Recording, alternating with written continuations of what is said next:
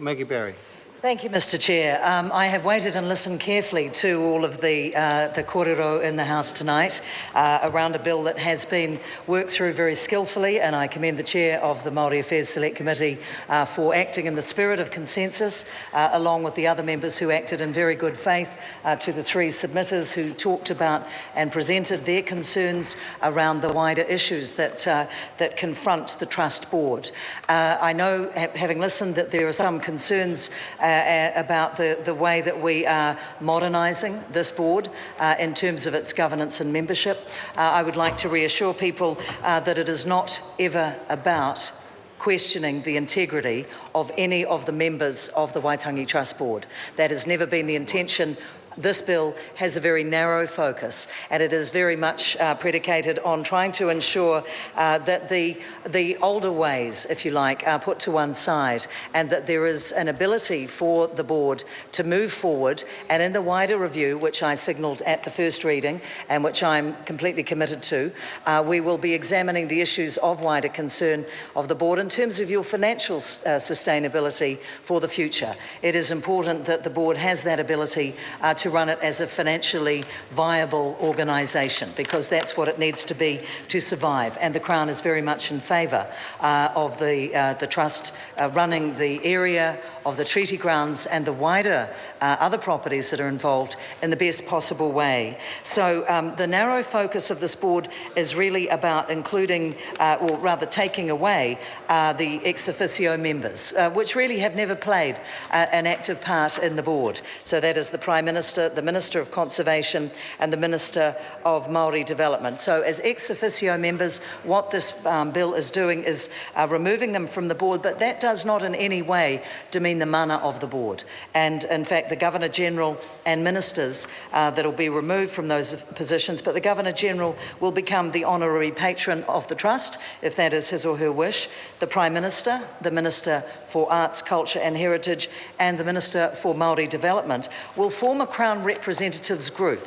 And this, I think, is a very good thing for the future of the Trust Board, because what it does is it ensures that you have a relationship with the Crown and with government that is not too close. I think a clear separation between the government and the board is something that the board has always wanted, and this is part of ensuring that that occurs. So the creation of this Crown representatives group will, I think, strengthen in the best possible sense the contribution that the Crown can make at various levels to the decisions that the board takes.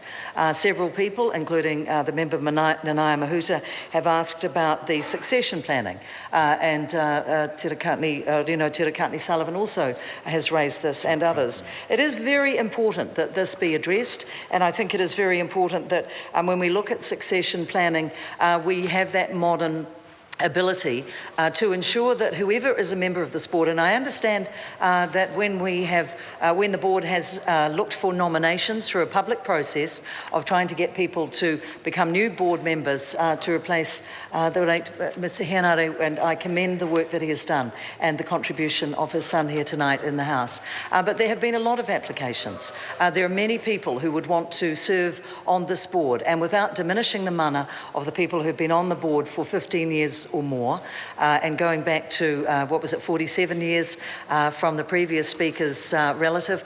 I think that the injection of new skills and a skill set that is going to enable the board to continue to contribute to its financial viability in the future is a good thing.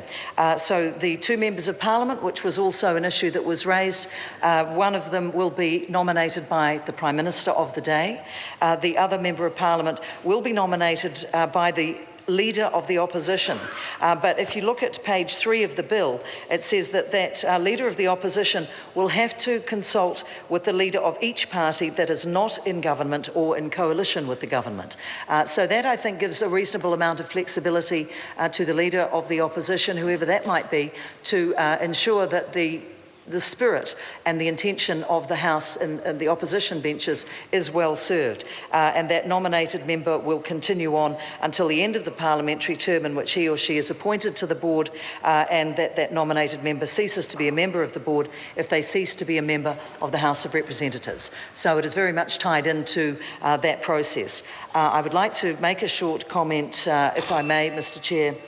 The Honourable Maggie Barry. Thank you. On the SOP, which I have put forward, the supplementary order paper is very much a technical amendment, which was correcting an oversight that was missed in the draft, and that was surrounding section 3, which was the one that the Select Committee asked to occur. So it is as benign as that. It is what needs to happen when legislation is put together of this nature.